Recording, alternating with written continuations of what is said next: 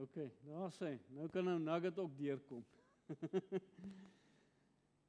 Ongeluk met 'n emmer. Nugget, bakore en chopsticks het baie daarvan gehou om by Lankoos te gaan kuier. Dit was vir hulle heerlik daar. Dit was 'n baie weelderige plek. Dit was by 'n dubbelverdieping huis met koelkamer waar hulle vorige keer wou gaan vleis gaps het. Kan jy dit onthou? Lankoos se kamer was bo en het uitgekyk op 'n besige straat en 'n sypaadjie wat altyd vol mense was. Dit was vir hulle baie lekker om 'n nag daar te slaap en dan die oggend van vroeg af die mense deur die venster dop te hou soos hulle daar verby stap werk toe. Een aand het hulle weer gaan slaap en heerlik gesels tot laat in die nag.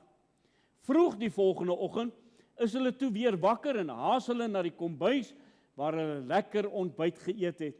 Terwyl hulle nog eet, het Anna na hulle kamer gegaan om daar op te ruim en skoon te maak. Sy het vroeg begin, want sy wou nog vensters was ook. Sy het sommer die groot emmer met water ook saamgeneem boontoe. Sy was klaar en wou net die venster begin was, toe die vier seuns terugkom kamer toe. Sy los toe maar die emmer net daar op die vensterbank, totdat sy later sou terugkom om die vensters te was. Toe die seuns in die kamer kom, moes hulle nog net elkeen hulle eie beddens opmaak. So, terwyl hulle lag en gesels en bed opmaak, begin bakore met 'n verkeerde ding. Hy gryp sy kussing en gooi dit na Nugget toe. Natuurlik is dit 'n geveg toe aan die gang. Hulle gooi die kussings heen en weer na mekaar en hulle geniet dit tog te baie. Maar hoe later, hoe water, want die gooiery het toe al begin sag word. Lankoos gryp weer 'n kussing en slaan Nugget 'n harde hou agter die kop, sodat hy sommer daar teen die grond val. Dis toe dat Nugget sy meer verloor. Hy gryp sy kussing en jaag vir Lankoos, want hy wil hom goed moker. Hy mik na die Lankoos daar by die venster om hom 'n verskriklike hou te gee. Maar net toe buik Lankoos weg en Nugget slaan die emmer met water raak. Dit skiet by die venster uit. Maar ongelukkig stap daar op daardie oomblik 'n deftig geklede man onder die venster verby en die emmer met seepwater val bo oor sy kop. O wee, wat nou? Oral oor hom stroom die seepwater. Hy pluk die emmer van sy kop af en intussen loer 4 paar pieringoë bo vanuit die kamer deur die oop venster na die man. Hulle bly doodstil. Dis nie eens vir hulle snaaks nie, want hulle weet, nou is daar baie groot perde. Terwyl hulle so loer, kyk die man kwaai boontoe en sien die 4 paar oë vir hom loer. Hulle kan sien hierdie man is kwaad. Hy is woedend. Hulle verdwyn soos blits terug die kamer in en soek haastig 'n plek om weg te kry, want hulle weet, daardie oomie gaan vir hulle groot moeilikheid veroorsaak. Hulle vra, Lankoos, waar kruip ons weg? Hy sê, kom gou, ek weet, hier is 'n plek in die gangkas. Hulle is vinnig agter hom aan en daar aan die einde van die gang, net voor die mens die trappies afgaan, is die groot linnekas. Hulle pluk dit gou oop en al 4 bondel onder die linnekas in. Bakore en chopstick sê, moet asseblief nie die deur heeltemal toemaak nie. Net nou kry niemand van ons hier asem nie. Ons moet dit net moontlik maak om self weer uit te kruip. Nee, sê Nugget, dis reg, ons los dit op 'n skreefie oop. Hulle probeer maar so met die gesukkel gaan die deur heeltemal toe. Nou sit die ou spulletjie in die donker. Chopstick sê, is jy seker, iemand sal ons hier kry? Ja, sê Lankoos, hou net jou mond. Die volgende oomblik hoor hulle 'n harde, dringende klop aan die voordeur. Hier waar die 4 maats baie benoud skuil, hou hulle asems op, want hulle kan alles hoor daaronder. Hulle hoor Lankoos se pa stap om die deur oop te maak. En kom volgende keer, luister ons verder. Kom ons maak ons harte stil voor die Here. Hemelse Vader, ons dankie dat ons oë kan opslaan na die berge. En soos daardie psalmdigter kan vra, waar sal ons hulp vandaan kom? Ons hulp is van die Here wat hemel en aarde gemaak het, wat nie sal laat vaar die werke van u hande nie. Gemeente, genade, barmhartigheid en vrede word aan u elkeen 'n ryklik geskenk van God die Vader deur sy seun Jesus Christus, ons verlosser. Amen. Kom ons sing nog 'n lied as oorgangslied saam. Psalm 146, prys die Heer met blye galme. Daar's 3 verse. Kom ons staan en sing al 3 die.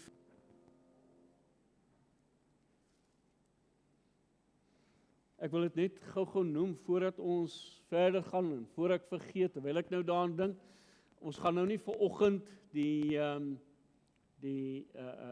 wederkomskaart hanteer nie, ook nie volgende week nie, eers die week daarna. Nou met hierdie vakansie Bybelskool en al die dingetjies, dat ons net dit dan vir hierdie 2 weke gaan oorstaan en dan weer van daar af die laaste 3 gemeentes hanteer. En dan kom ons by die belangrike hoofstuk 4 wat maar spesifiek gaan oor die wegname, die kinders van die Here, so nooi mense en besonder oor wie ons besorg is om dan ook na dit te kom luister. Kom ons maak die onfeilbare woord van die Here oop en wel by Josua die 2de hoofstuk. Josua hoofstuk 2. Ons gaan daar net 'n paar verse saam lees. Josua hoofstuk 2.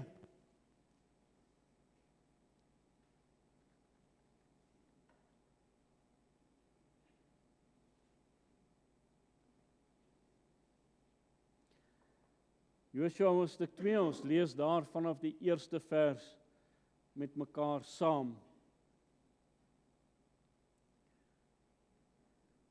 Daarom het Josua, die seun van Nun, uit Sittim, in die geheim 2 manne as verkenners uitgestuur en gesê, gaan bekyk die land in Jerigo. Hulle het toe gegaan, in die huis van 'n hoer met die naam van Rahab, ingekom, en hulle het daar gaan slaap. En toe daar aan die koning van Jerigo gesê is, kyk, manne uit die kinders van Israel het vandag hierheen gekom, om die land te verken, stuur die koning van Jerigo na Rahab om te sê, lewer die manne uit wat na jou gekom het, wat in jou huis ingegaan het, want hulle het gekom om die hele land te verken. Maar die vrou het hierdie 2 manne geneem en hulle weggesteek en sy het gesê, seker, die manne het na my gekom, maar ek het nie geweet waar hulle vandaan was nie. En toe die poort met donker gesluit moes word, het die manne uitgegaan en weet nie waar die manne heen gegaan het nie. Jaag hulle gou agterna, want julle sal hulle inhaal. Maar sy het hulle op die dak laat klim en hulle weggesteek onder die vlasstoppel wat op haar dak oopgegooi was. Die manne het hulle toe agterna gejaag in die rigting van die Jordaan na die druwe en die poort het hulle gesluit nadat hulle vervolgers uitgegaan het. En dan lees ons net die laaste 2 verse, vers 23 en vers 24. Die 2 manne het toe weer van die gebergte afgeklim en deurgegaan en by Josua die seun van Nun gekom en hom alles vertel wat hulle ondervind het. Verder het hulle vir Josua gesê, sekerlik gee die Here die hele land in ons hand. Ja, al die inwoners van die land bewe self vir ons. Net tot sover uit die onfeilbare woord van die Here. En die mans versoek, as hy saam met my sal staan, as ons die troonkamer in gebed nader. Vader, is vir ons 'n voorreg as gemeente om uit u lewende woord te mag lees en daarin u self ook te ontdek, dit wat vir ons oopgebreek word. Dankie vir die wonderlike gedagte ook waar Josua en die naam wat dit beteken, dat dit ook verband hou met Jesus Christus as die verlosser en die saligmaker. Hoe u ook op 'n besondere wyse deur hierdie man gewerk het en hoe u ook in ons hart en ons lewens as die Josua in ons harte en lewens wil kom werk. Here, ons eer U daarvoor. Ons eer U vir U wonderlike verlossingswerk en die vrymaking. Here, die krag wat in ons en deur ons wil werk. Daardie dinamiskrag van U Heilige Gees wat U uitgestort het hier op aarde. Ag Here, en as ons deur U woord blaai, dan besef ons maar net, dit is weer tyd dat ons as kinders van die Here by daardie plek sal kom dat ons 'n begeerte het, maar nie net 'n begeerte nie, ook in doen. Here, dat ons U sal vertrou vir 'n reine hart vervul met U Heilige Gees. Dankie vir die openbaring van U woord. Dankie dat U woord ons daartoe wil lei en 'n begeerte in ons harte kom skep om in 'n dieper verhouding met U te gaan. En Here, die seën wat ons ook daaruit sal ontvang. Wat 'n wonderlike voorreg, Here, om te weet dat ek binne die wil van God mag wees en die wil van God vir my lewe te mag ken. Daarom, Here, bid ons dat U ook hierdie woord sal seën vanoggend. Dit sal gebruik in ons harte en ons lewens. Dankie vir elkeen wat hier is. Dink maar aan JJ wat ook by ons is, na kwartaal, 2 kwartale wat verby is, moeilike kwartale, nee, deurgedra en onderneem, ons aanbid U daarvoor. Wil ons ook U vertrou, dat U vir hom sal in staat stel om ook daardie instrument in die hand te wees, wat U wil hê, dat hy ook moet wees. Here, dankie vir ook hierdie week wat ons aan U kan opdra, met al sy aktiwiteite, ons dink in besonder, waar ons ook met die fyn goud van die hemel sal werk. Here, dat U sal in staat stel, genade sal skenk, en Here, wanneer ons dan ook met hierdie kinders gaan werk, dat ons ook sal besef, Here, 'n groot verantwoordelikheid, want U het gesê, dat ons nie 'n struikelblok voor hierdie kinders moet lê nie, dat ons nie hierdie kinders verkeerd moet leer nie. Help vir ons om hulle reg te leer, en die regte onderrig te gee. Here, want as ons 'n struikelblok vir hierdie kinders is, dan is dit net so goed soos wanneer 'n mens 'n meelsteen moet vat, om 'n persoon se nek sit en om in die diepte van die see werp. Bewaar ons, Here, help vir ons. Dankie vir elkeen van die ouers en die kinders wat gereageer het. Dankie vir U woord wat kan uitgaan. En wil ons ook kom bid, dat U goddelike doel ook sal bereik, deur hierdie vakansie Bybelskool. Kry U die eer van ons harte. Ons wil bid vir Lofdal konferensie wat aan die gang is. Elke spreker wat daar optree, vir die besondere salwing en die toerusting, ook waar die woord oor die lengte en die breedte van ons land uitgaan. Wie ook al in die kansel sal staan, dat U hulle sal toerus en sal salf ook vir U werk, en kom U en word U verheerlik in en deur ons lewens. En nou ook, Here, terwyl ons nou na U woord sal luister, maak ons harte oop en ontvanklik, en kry U die eer van ons harte om Jesus Christus naam ontwil. Amen.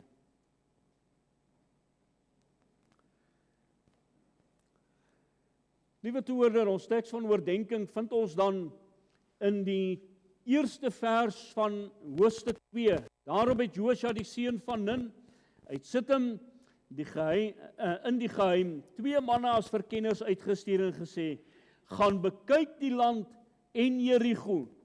Hulle het toe gegaan en in die huis van 'n hoer met die naam van Rahab ingekom en hulle het daar gaan slaap. Daardie gedagte, gaan bekyk die land en Jerigo. So dit gaan hierso oor die gedagte en die hooftema, die wysheid van geloof. Die wysheid van geloof. Ons het laasweek het ons juis gekyk na die grond van geloof. Toe ons gesien het dat ons reageer op die woord van die Here. Die Here wat in staat stel, die Here wat roep, die Here wat vir ons ook wil deurdra, en hy wat vir ons dan ook kom sê, elke plek waar jou voetsool op sal trap, gee ek aan julle. God wil hê dat die geestelike gebied in my geestelike lewe moet uitgebrei word. Maar hierdie dinge kan nie net gebeur as ek nie kennis maak met die woord van die Here. As ek nie kennis opbou en weet waaroor dit gaan nie. As ek nie by daardie plek kom waar ek weet watter prys dit my sal kos nie. En ons gaan vanoggend juis bietjie by 'n paar van hierdie gedagtes stil staan. As jy kan onthou laasweek, het ons juis by die gedagte dan ook gekom in Hebreërs hoofstuk 6 vers 1, waar hy vir ons sê, dat ons nie moet bly by geestelike babietjies nie, maar dat ons na die volwassenheid, en hy gebruik die woord volmaaktheid moet voortgaan. Dat die Here begeerte in ons harte kom skep, dat ek as kind van die Here nie tevrede is met 'n val en opstaan lewe, met 'n oppervlakkige geestelike lewe nie, maar dat ek 'n begeerte het om dieper in die dinge van die Here in te gaan. En daarom is dit seker ook nodig dat ons net weer so bietjie in die geskiedenis moet terugbeweeg, om dan ook te verstaan waaroor die dinge gaan. As ons gaan kyk in die woord van die Here, dan weet ons dat daarso by Numeri 13, Numeri 14, dat hulle daarso by Kades Barnea gekom het. Hoe die Here wou gehad het dat hulle daar moes deurgegaan het. En hoeveel verspieders het hulle daar uitgestuur? Kan jy onthou? 12 verspieders, nê? En hoeveel het die Here nou gestuur? 2 verspieders. Hoekom? Om die volk nie te ontmoedig nie. En dat daar behoorlike slag gedoen word. En iets wat ek van die begin af vir u wil sê, en ek gaan dit sekerlik weer herhaal. Dit gaan nie oor die gedagte of hulle sal ingaan in die beloofde land nie. Maar hoe sal hulle ingaan? En dit is waar die wysheid te pas kom hier. Die wysheid van geloof. Hoe gaan ons strategies die oorwinning behaal? Wat 'n baie belangrike aspek in die kind van God se lewe dan ook is. As ons dan weer net na Deuteronomium toe gaan en ons kyk na Deuteronomium hoofstuk 1, dan vind ons 'n kort verslag waar die Here vir ons kom sê, waaroor dit dan ook hier gaan. Hoekom kon hulle nie daar by Kades Barnea ingegaan het nie? En hier's 'n paar aspekte wat baie duidelik uitstaan. Kom ons lees daar vanaf vers 23. En die saak was goed in my oë, sodat ek 12 manne uit elke stam 1 man geneem het. En hulle het weggedraai en na die gebergte opgetrek, en toe by die dal Eskol gekom, en dit verken. So hulle het ook gegaan, hulle het die land gaan verken. Hulle het ook sekere dinge gaan ondersoek, soos wat die vraag dan was. Hulle het toe van die vrugte van die land met hulle saamgeneem, en dit na ons afgebring, en aan ons verslag gegee en gesê, die land wat die Here ons God aan ons sal gee, is goed. Hoor mooi. Daar was geen twyfel daaraan, dat hier die land goed is nie. Daar was geen twyfel dat dit 'n land van, wat oorloop van melk en honing was nie. Daar was geen twyfel in hulle harte daaroor nie. Maar wat het gebeur? Hoekom kon hulle nie daar ingaan nie? Gaan voort, hulle sê, hulle het toe van die, vers 26, maar julle wou nie optrek nie, maar was wederstrewig teen die bevel van die Here. Die Here wou hulle daar al uit ingaan het. Maar omdat hulle nie na die stem van die Here geluister het nie, maar na die stem van mense. En ek dink dis 'n baie belangrike aspek wat ons vanoggend nou moet hoor. Dat ons moet ophou om na vreemde stemme te luister. Daar's te veel vreemde stemme vandag. Oor elke medium vandag hoor jy stemme wat uitgaan. Maar as jy nie die gees van God in jou hart het nie, en nie die onderskeidingsvermoë nie, en nie die regte leiding nie. Ek kan nie onthou wie dit was, in die week het ons daaroor gepraat met iemand, ek kan net nie mooi onthou nie. Hier het juis na vore gekom, dat daar baie stemme vandag is, maar dat min mense werklik oor die waarheid praat, dat hulle die waarheid oorbring. Daar is soveel verleiding wat binne, en ek sê dit met groot versigtigheid, maar ook met sekerheid vandag. Binne in die kerk sit daar baie mense wat mense daar buite nie die waarheid vertel nie. En mense maar net dat hulle doodgerus binne in kerkbanke sit, binne in kerkgeboue, en hulle dink hulle is op pad hemel toe terwyl hulle op pad hel toe is. En die waarskuwing in die woord van die Here is baie duidelik. Daarom het hy ook vir hulle sê, julle was wederstrewig teen die woord van die Here. Die woord van die Here het baie duidelik vir ons gesê, dat dit God se wil is, ons heiligmaking. 1 Tessalonisense, waar dit baie duidelik sê, as hy daarso in Efesiërs vir ons kom sê, dat ons vervul moet word met die Heilige Gees. Moenie dronk word van wyn nie. Daarin is losbandigheid. Maar word met die Heilige Gees vervul. Dis God se begeerte vir elke kind van die Here. Dis nie opsioneel nie. So baie mense dink maar wanneer dit kom by heiligmaking, is dit opsioneel. Ek wil net gered wees en dan is ek tevrede. Liewe hoorder, as u net tevrede is daarmee, moet u jouself gaan ondersoek. Is ek waarlik gered? Want die woord van die Here sê dat 'n babietjie soek na die onvervalse melk van die woord sodat hy daardeur kan opgroei.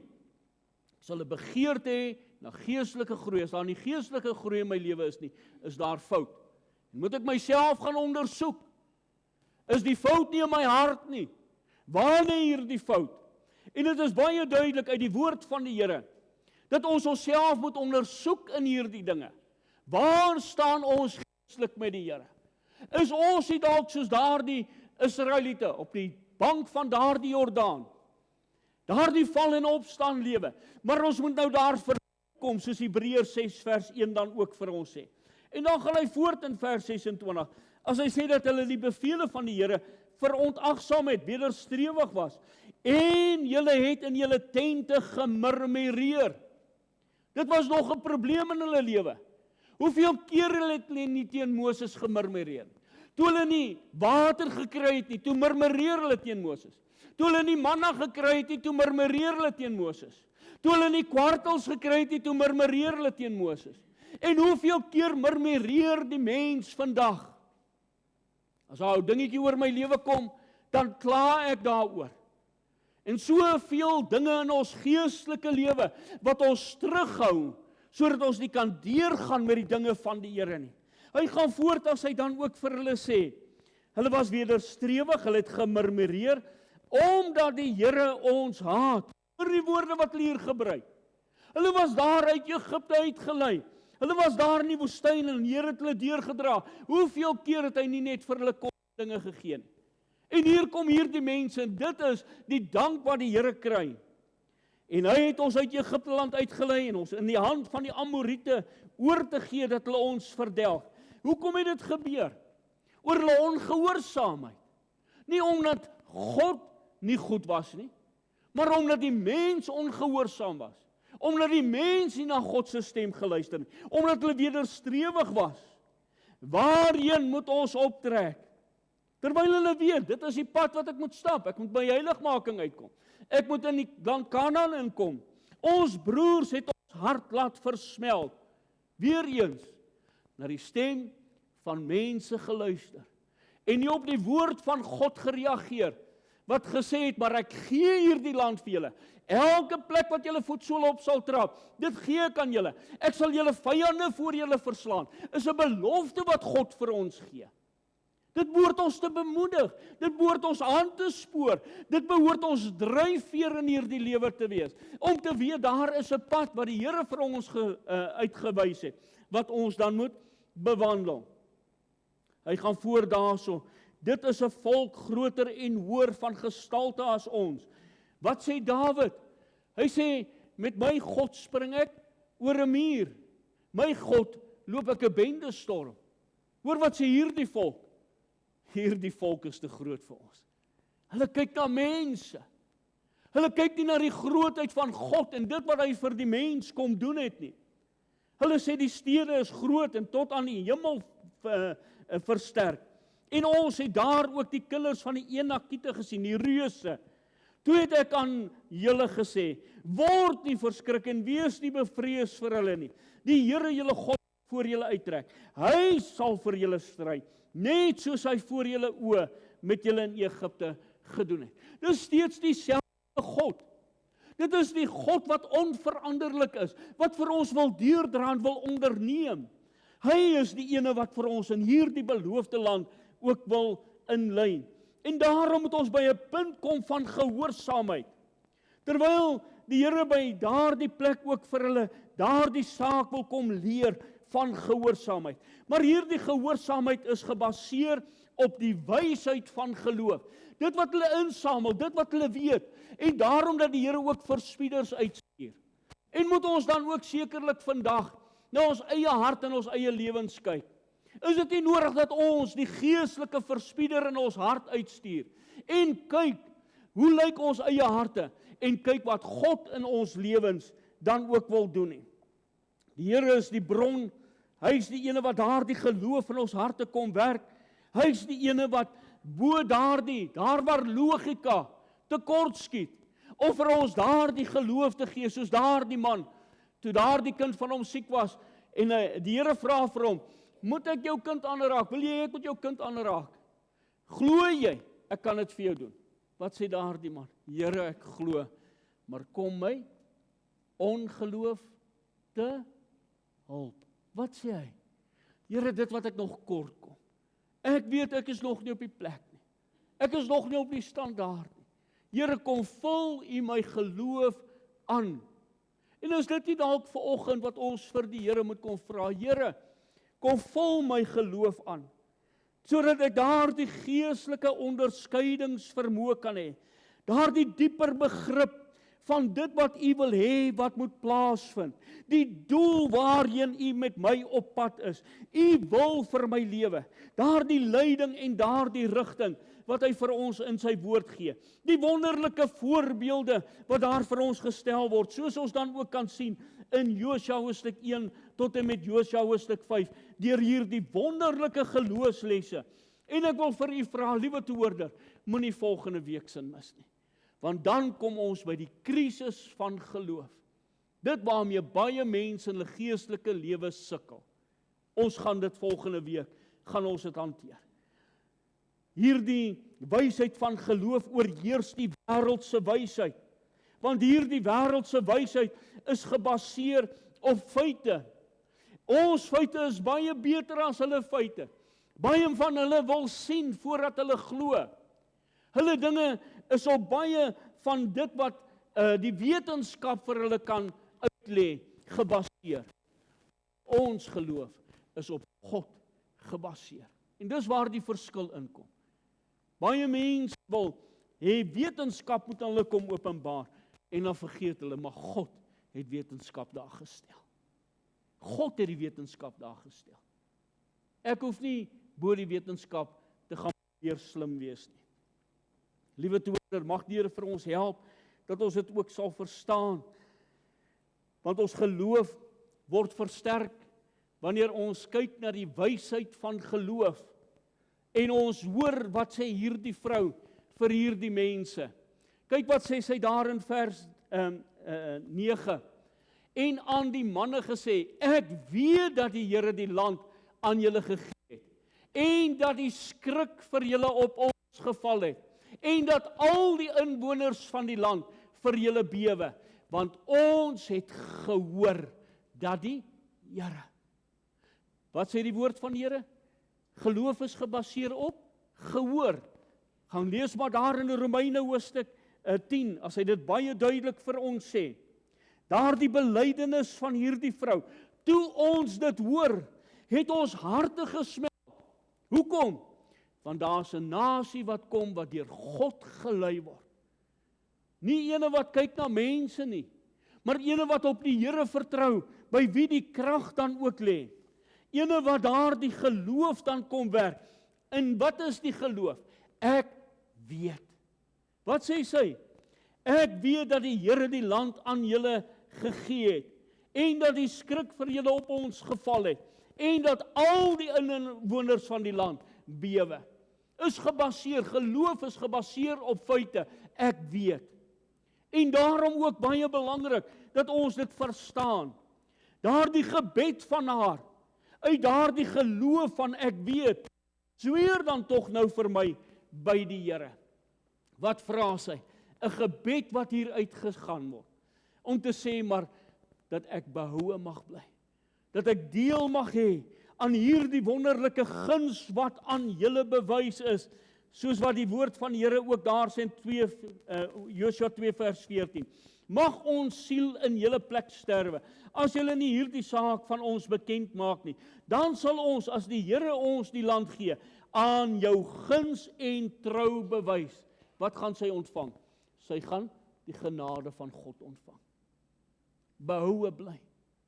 En hoeveel van ons het al daardie guns van God in ons geestelike lewe? En daarom het sy oorgegaan het. Weet, so baie mense sê vandag, ek glo, en so probeer hulle self te oortuig. Hierdie vrou het iets gedoen. Wat sê Jakobus? As ek glo, dan moet daar aksie by wees. En sy het die aksie bygevoeg. Wat was hierdie aksie gewees? Sy het daar die rooi tou wat hulle gesê het, laat sak. En dit was 'n teken gewees. Dit was 'n teken gewees. Sy het gehoorsaam opgetree. Josua 2 vers 18. Kyk, as ons die land inkom, moet jy hierdie gedraaide rooi lyn, waarmee jy ons laat afsak het, aan die venster vasbind. Hierdie moet is 'n opdrag. Sy moet in gehoorsaamheid, moet sy na hierdie boodskap, moet sy luister. En dan die wonderlike oorwinning. Toe maar, is reg. Daar die wonderlike oorwinning, Josua 6 vers 25. Maar Josua het Rahab, die hoer, laat lewe, en haar familie, en almal wat aan haar behoort het, sodat sy onder Israel gewoon het, tot vandag toe. Daar was oorwinning in hierdie geloof. En so wil die Here daardie oorwinning vir ons kom gee. En daarom wil ek basies 3 gedagtes met u kom deel uit die woord van die Here. Die eerste ene, soos ek reeds gesê het, nie 'n saak van of nie, maar 'n saak van hoe gaan dit gebeur. En daarom word daar 2 verspieders uitgestuur. Hulle moes die land gaan verken het en Jerigo. Want Jerigo is hulle eerste vyand wat hulle gaan moet oorwin. Hulle het wysheid nodig. Hoe gaan hulle hierdie oorwinning dan ook behaal? So kom die Here en hy kom gee vir ons, dat ons ook ons fokus moet plaas op hierdie strategie, hoe gaan dit plaasvind? Nie of nie, maar hoe gaan dit wees? Die probleem van die mens, soos ek reeds dit aangehaal het in die inleiding, gaan oor die probleem van dat ons na mense kyk, dat ons fokus op die probleem plaas. Ons plaas nie ons fokus op die lewende God wat die oorwinning kan gee nie. Want die woord van die Here sê vir ons ook, ek is tot alles in staat deur Christus wat vir my in die krag gee. Hoeveel keer hoor ek, ag ek kan nie, ek weet nie hoe nie. Terwyl die wysheid van die geloof gaan juis oor dit wat die woord van die Here sê, ek is tot alles in staat deur Christus wat vir my die krag gee. My krag en my instaatstelling lê in God. Nie ek nie, maar Christus, soos Galasiërs 2 vers 20 sê. Die lewe wat ek nou leef, leef ek deur die geloof in Christus, in God, in dit wat hy vir my kan in staat stel. Daarom het Dawid ook sê, met my God loop ek 'n bendestorm, met my God spring ek oor 'n muur. Sien nie waar lê die fokus? Die fokus word weggeskuif van die mens af. Die fokus word op God geplaas. Hy wat die oorwinning gee, hy wat gesê het, ek gee aan julle daardie land. Ek sal voor julle die vyande verslaan. Hy wat saam met ons trek in hierdie. En wanneer ons dan ook daar gaan bykom, dan sien ons dit, toe hulle daar om Jerigo getrek het, wat het hulle gedoen? Hulle het strategies daar omgegaan. God gee vir hulle die strategie. God gee vir hulle die plan vir hierdie oorwinning. So het Christus ook daar die oorwinning vir ons moontlik gemaak aan die kruis. Nie net dat ons gered kan word nie, maar ook vir 'n heilige lewensstyl. Soos Johannes 3 vers 30 sê, dat hy meer moet word en ek minder. Het ek regtig 'n begeerte daarna? Het ek 'n verlange as kind van die Here in daardie diepere verhouding wat ek met die Here staan? Is daar hierdie strategie van geloof, nie of nie, maar hoe, Here, dat ek op U sal vertrou vir hierdie oorwinning wat behaal is. Daarom het die Here ook vir hulle die strategie gegee, Handelinge 1 vers 8. Maar julle sal krag ontvang wanneer die Heilige Gees oor julle kom, en julle sal, liewe toehoorder, as daar nie 'n sal in my lewe is nie, is daar fout. Dan staan ek dalk nog op die diskant van hierdie Jordaan, het ek nog nie deurgegaan deur hierdie Jordaan nie. Dat ek vanoggend op hierdie punt staan waar ek weet ek moet deurgaan, dat ek bekragtig kan word. Ek ken al hierdie dinge, ek het die wysheid daarvan ontvang. Ek weet God het sy Heilige Gees gestuur, sodat ek vervul kan word. Hy het vir my 'n rein hart wat hy kan kom skep. Maar ek het nog nie by daardie punt gekom, dat ek deurgegaan het, die Here daarvoor vasgehou het nie. Terwyl die woord van die Here dan vir hulle ook kom sê, hierdie is die strategie, maar julle sal krag ontvang wanneer die Heilige Gees oor julle kom. En julle sal my getuies wees in Jerusalem, en in Judea, en in Samaria, en tot aan die uiterstes van die aarde. Hier gee die Here die plan. Hy gee vir hulle die strategie. Hy wys vir hulle wat moet plaasvind in die geestelike lewe. Daardie vervulling met die Heilige Gees, onder die sorg van die Heilige Gees, nie meer in my eie krag nie, maar in die dinamiskrag van die Heilige Gees. En iets wat ons moet verstaan.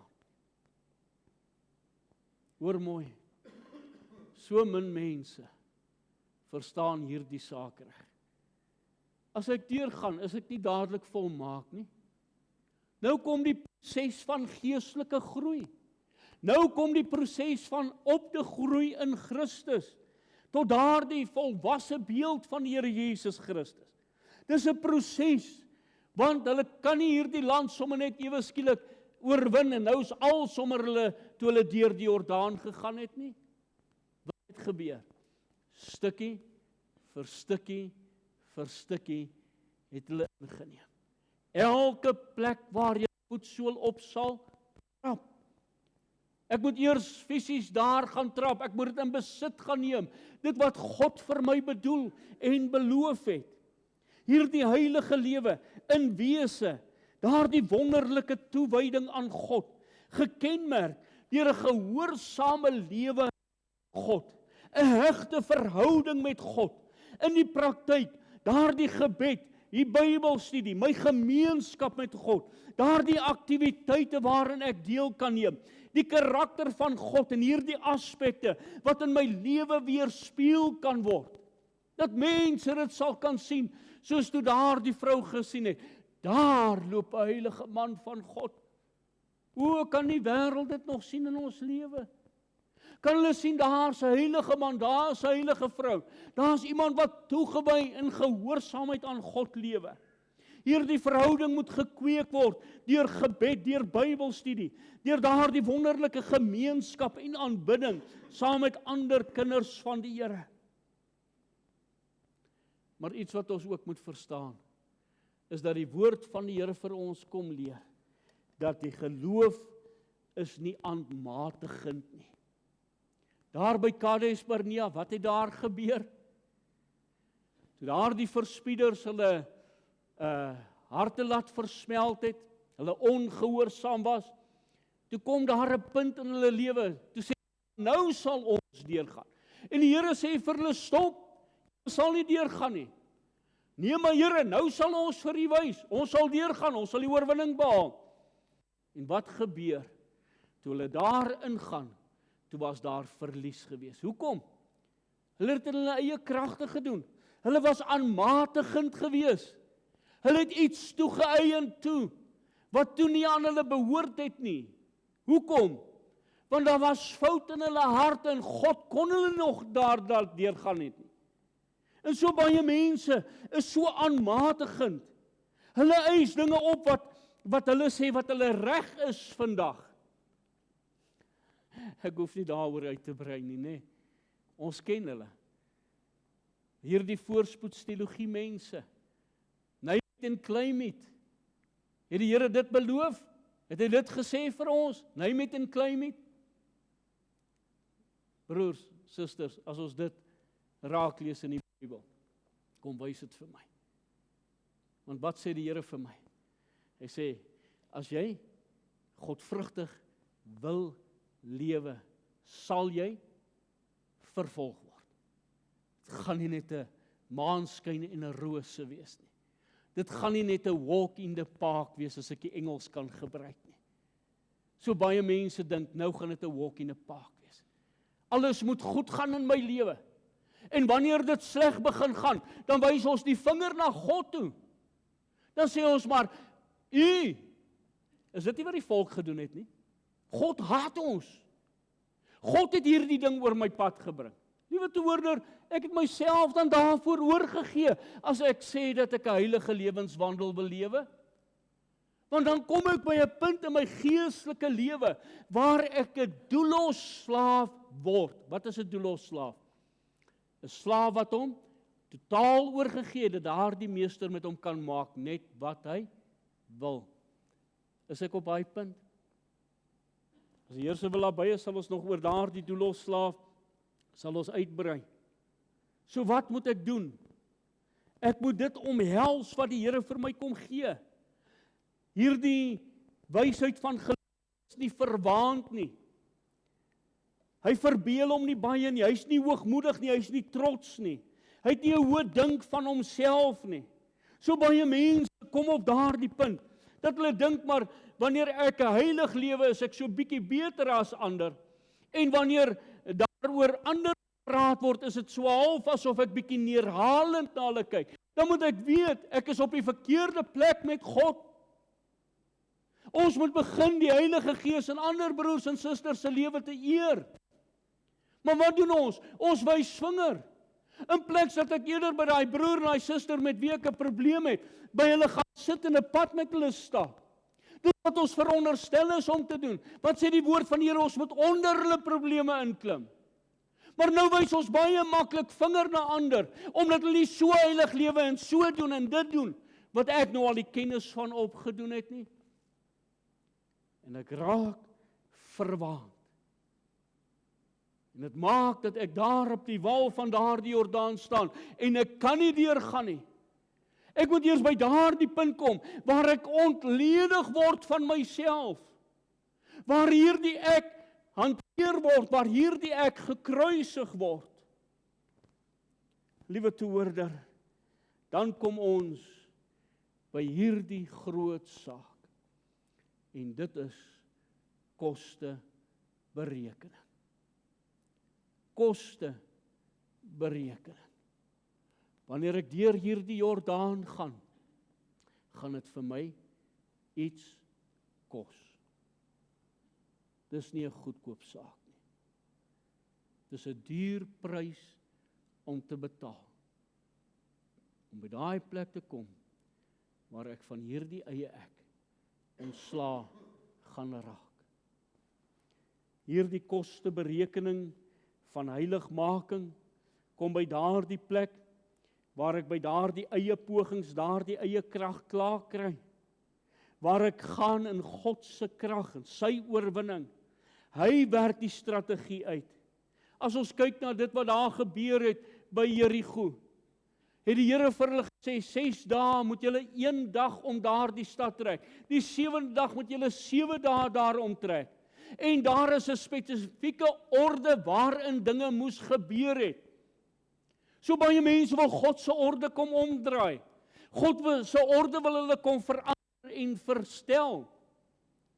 Dat dit by ons as mens inpas.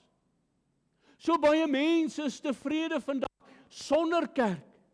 Sonder dat daar by 'n diens eers ingeskakel word. So baie mense is so, en ek sê dit met baie groot versigtigheid, hoor my hart vanoggend, dat ons nie meer die belangrikheid eers van 'n biduur besef nie. God het bidure ingestel. Nie mense nie. Dis goddelike instelling. En nou, waar is ons wanneer ons moet bid as gemeente? Daar's verskillende gebedes in die Bybel. En een van die sake van gebed is publieke gebed. Is gemeentelike gebed, wanneer hulle by mekaar kom. Dit was onder die eendrag van daardie gebed dat die Gees van God uitgestort was. Dit was onder die eendrag van gebed dat manne toegewy was vir die saak van die Here.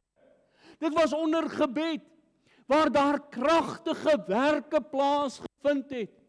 Ek onthou dit as kind, waar daar by biduur geleenthede was, waar ons 'n hele blok vol gesit het. En wanneer ons by daardie geleentheid bid het, kon jy geluister het na daardie goddelike man, goddelike vroue, wat deur gebid het tot God. Waar is dit? Dit gaan my 'n prys kos. Is ek bereid om daardie prys te betaal?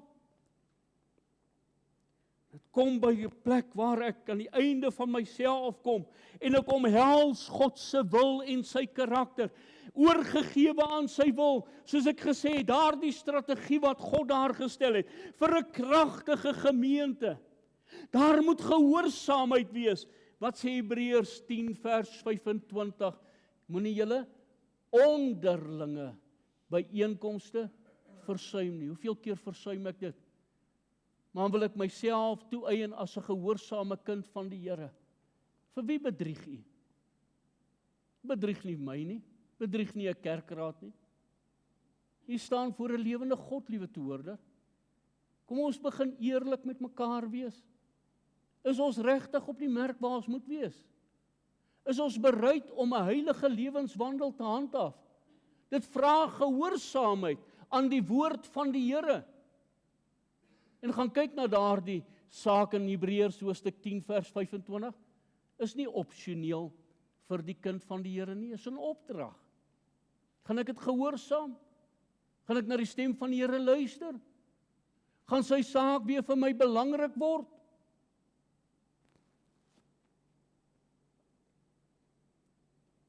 As die Here dan sê, jy moet my lief hê met jou hele hart, met jou hele siel, met al jou krag en verstand, kan jy eerlik voor die Here sê, Here, dis hoe ek U vandag lief het? Dat ek soos Paulus kan sê, die liefde van Christus dring my.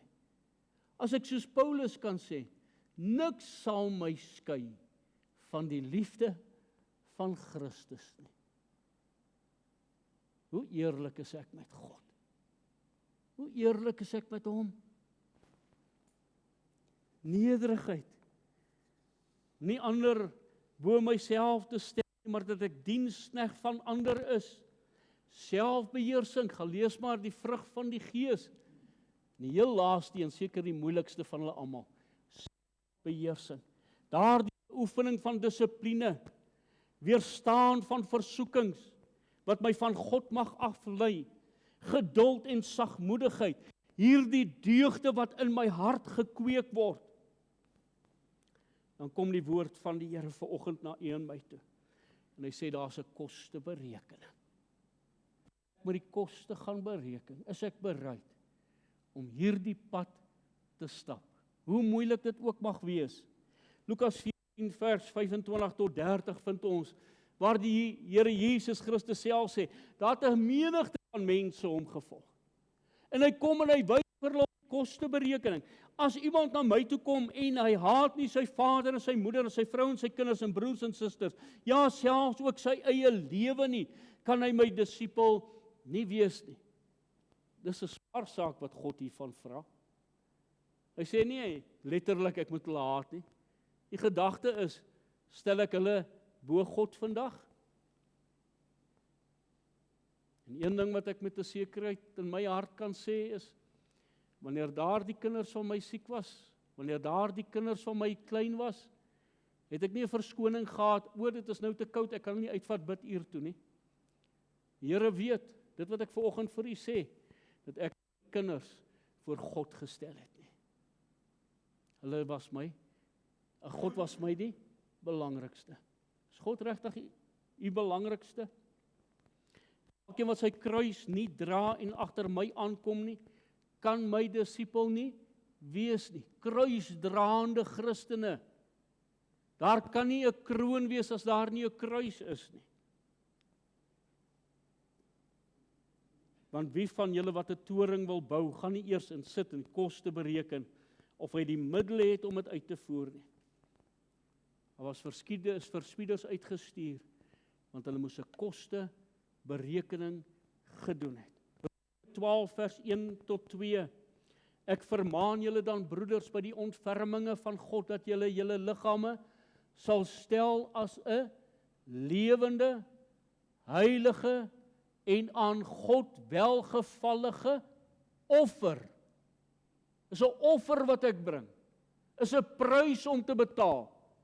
En wat is die uiteinde, die doel daarvan? En word nie aan hierdie wêreld gelykvormig nie, maar word verander deur die vernuwing van julle gemoed, sodat julle kan beproef wat die goeie en welgevallige en volmaakte wil van God is.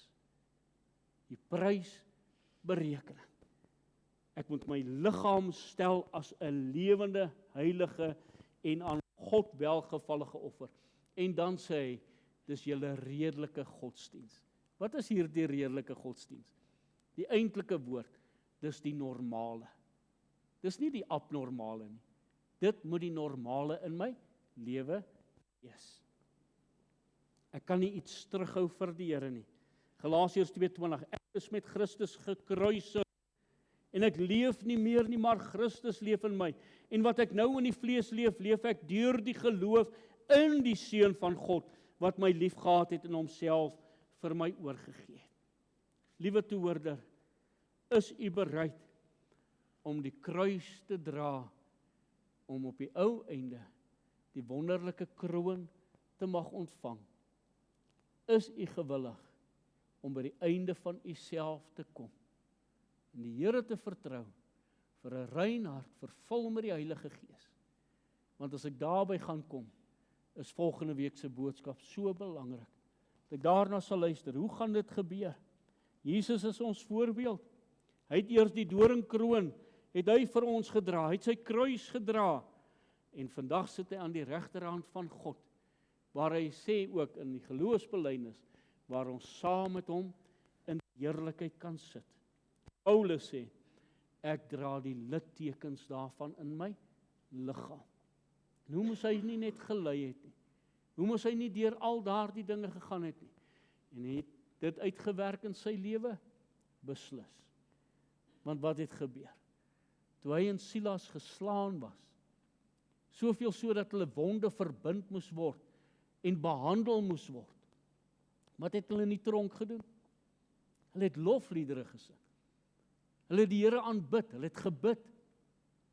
Wat doen ons wanneer ons bietjie swaar kry? Mense ons by die tong slaan, ons verdruk word in hierdie wêreld, dan begin ons te kla. Is dit nie?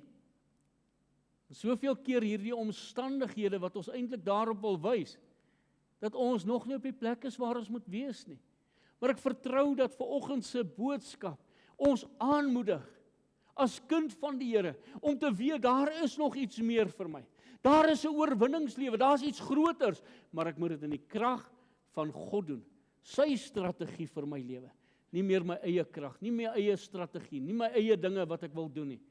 Maar die einde van myself te kom, deur te kan sê, ek is met Christus gekruisig. Gewilliglik om neer te lê. Hoor mooi, ek sê dit weer, gewilliglik neer te lê. Nie met 'n swaar hart nie, maar om te sê, Here, ek het U so lief, en ek is gewillig om te verander, soos U wil hê ek moet wees. Want ek wil daai soete gemeenskap met U daagliks geniet. Daar's 'n wonderlike verhouding. Daar's 'n wonderlike lewe aan die ander kant. Maar dat ons die Here daarvoor moet vertrou, en dat hy vir ons sal help ook daarin. Amen. Kom ons bid saam. Hemelse Vader, dankie vir die wonderlike woord. Dankie dat U ons in hierdie oorwinningspad wil inlei. Dankie vir die wonderlike voorreg dat daar 'n oorwinning aan die ander kant is. En terwyl ons nog daarby gaan stil staan en sien hoe lyk daardie pad, daardie weg, daardie oorwinning wat U wil hê ons moet behaal, moet ons besef, Here, dat ons by hierdie plek vanoggend moet stil staan. Dat ons wysheid moet bekom om te weet, dit gaan iets van my kos, dit gaan 'n prys kos. Daar is groot reëse aan die ander kant. Die reëse gaan nie verdwyn nie. Daar's versterkte stede aan die ander kant. Daardie versterkte stede gaan nie verdwyn nie. Maar Here, dit volgens die strategie van God, die oorwinning oor daardie reëse, oor daardie versterkte mure, dit wat beheer het in my lewe, om daarmee klaar te kry, en hoe gaan U dit in my lewe ook kan bewerkstellig? Kom help vir ons om dit te verstaan, en dat dit ook toegepas kan word in ons geestelike lewe. Kom, word verheerlik die res van hierdie dag, maak U naam groot in en deur ons lewens. Amen. Kom ons gaan staande saam sing, Halleluja 212, ek vra maar weer eens die persone wat gaan help met die vakansie Bybelskool, dat jy asseblief net sal agterbly. ons net so 'n paar goedjies vir u in die hand gee, die program, al die dinge wat gaan gebeur, dat u ook op hoogte is en u weet waaroor dit gaan.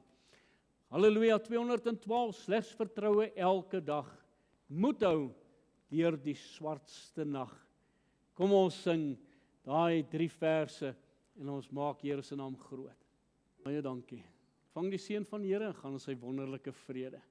Mag die genade van ons Here Jesus Christus, die liefde van God en die teeropsoekende gemeenskap van sy Heilige Gees met elkeen wees en bly. Amen.